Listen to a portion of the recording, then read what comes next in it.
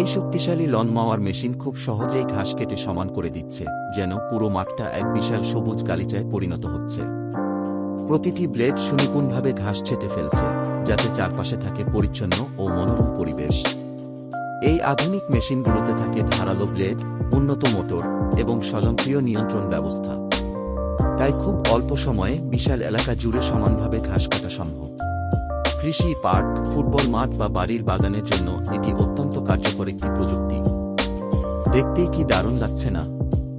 একের পর এক লাইনে ঘাস কাটা হচ্ছে, আর পেছনে ফেলে আসছে এক ঝকঝকে সবুজ চাদর। এটা দেখতে যেমন শান্তির, ঠিক তেমনি সন্তোষজনক। এই ধরনের ভিডিও দেখতে সবসময় ভালো লাগে, তাই না?